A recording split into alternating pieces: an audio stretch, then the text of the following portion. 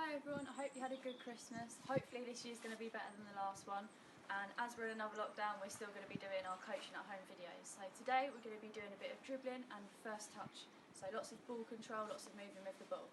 So dribbling is basically what players use when they have lots of space in front of them, or if they want to move with the ball. So in a match situation, if you've got lots of space in front of you, you're going to have lots of big touches.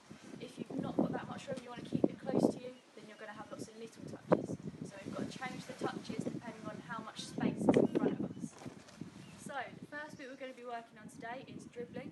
So you're going to need either some cones, or if you don't have cones, get some tins or some cans or something and set it out just like I have. You only need about 6 or 7, and you're going to have a starting cone, and then you're going to have cones in a long line like this. If you want to try and have one big foot space in between, then you're going to need a football as well. So we're going to get started. So to start off with, we're just going to be going at a comfortable pace for you. It doesn't matter how many touches you have to start off with, we're just practicing that ball control. So what we want to see is going around them cones without coming too far out to the left or too far out to the right. So I'll show you what I mean. So just take it nice and slow, use as many touches as you need. Try and use both bits of both feet. We can get a little bit of the big toe, little toe in there as well if you need. Just go around the cone and stop there. If you want, you can dribble through the cones on the way back like this. Bit harder for me because I'm going downhill now. You can roll it if you need, however you feel it's going to be easiest for you. Next one we're going to do, once you've practiced that a few times, we're going to be using just our strong foot. So for most of you, that's going to be your right foot. If anyone's left footed, use your left foot. So just this foot, so we're going to take it nice and slow. Going in, going out, you can roll if you need. And then all the way back as well.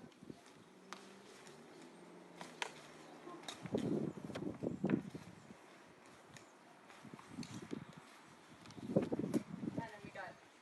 After you've done that a few times, we're now going to do our weaker foot. So a weak foot for me is my left foot, so it might take me a little bit longer.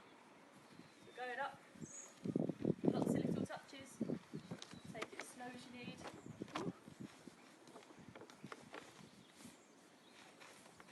Bit windy. And then we're going to go on the way back as well.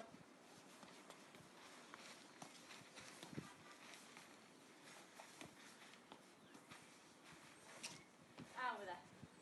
If it takes you a little bit longer to use your weak foot, just like I did, don't worry about that, it's fine. Take as many touches as you need, take it as slow as you like to get it right.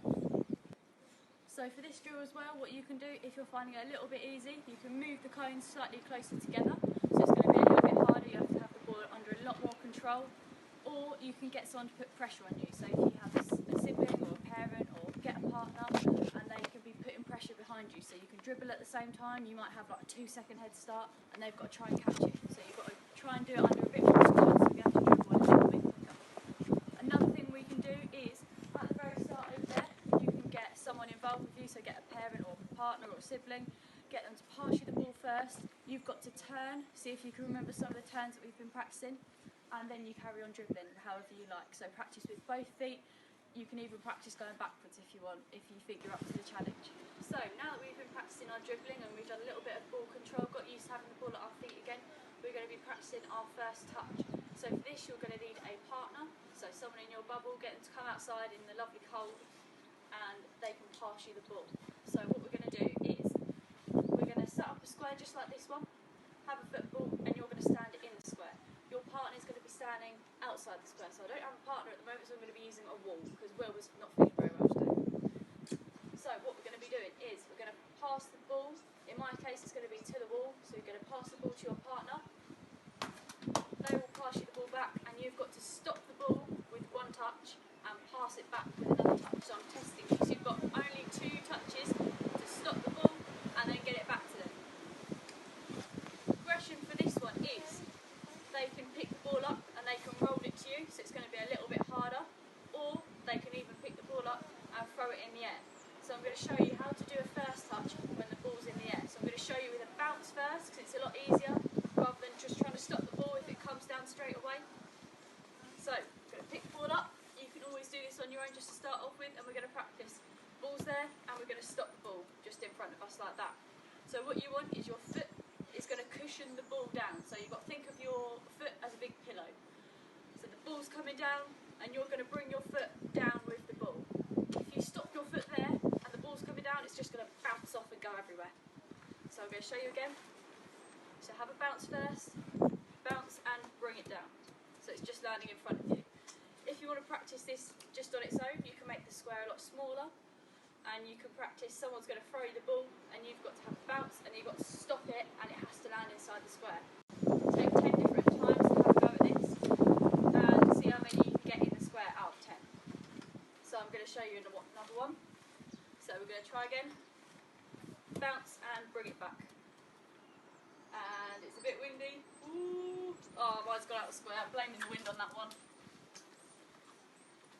The next one, have the ball in your hand, and now we're going to try and stop it straight away.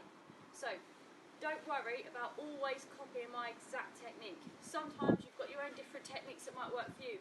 If you want to bring it down using the inside of your foot, some people that works for them. If you find it easier doing that, don't be afraid to. But for all the little younger ones, I would suggest trying to copy me first, and then when you're a little bit older, as you practice it, then you can work on your own techniques. So just to start off with, we're going to throw the ball up in the air and bring it down so it lands in the square. So what I'm doing again, I'll just show you my foot movement without the ball. So as the ball's in the air, I'm bringing it down. So you're going to bring your foot down to the floor. So I'll show you again just the movement. So I'm going to pretend to throw the ball up in the air, and you're going to have it down like this. Yeah? So just to start off with, practice that movement without the ball. You've got to pretend there's a ball in the air, and you're going to cushion it on its way down. The same way, if someone was to throw you a ball, you might catch it and bring it into you. That's to try and soften the blow a little bit. So it's not just going to be, you'll try and catch it like that because it might be a little bit harder. Same way in football, we want to try and cushion the ball down to have a good first touch. To start off with though, obviously, practice on the floor first. Then once you've got really good at touching on the floor and then passing it back, then try and get someone to throw it to you in the air, and you've got to cushion the ball down, stop it in the square. If you want to progress that further, someone's going to throw you the ball, cushion it down, and then you've got to pass it back to them, like that. So we're not really focusing on passing today, but we still want to make sure that we're doing it well. But you're going to focus on your first touch. So practice as many times as you need to get it right. Practice makes perfect. So guys, for the last bit of today's session, we're going to be combining what we've learnt in the beginning to what we've learnt just now. So we're going to be combining our dribbling with our good first touch. So you're going to need your parent, sibling or your partner again, and they're going to still be passing you the ball like what we've just been doing. We're going to add a dribble at the end of that. So to start off with, just make it nice and easy for yourself. Get them to pass you the ball on the floor. You're going to have one touch to stop it, and then we're going to turn. So you've got to try and remember one of the turns that we've learnt before. So I'm going to be doing a drag back turn, foot on the ball, roll, go this way, and then I'm going to dribble in and out.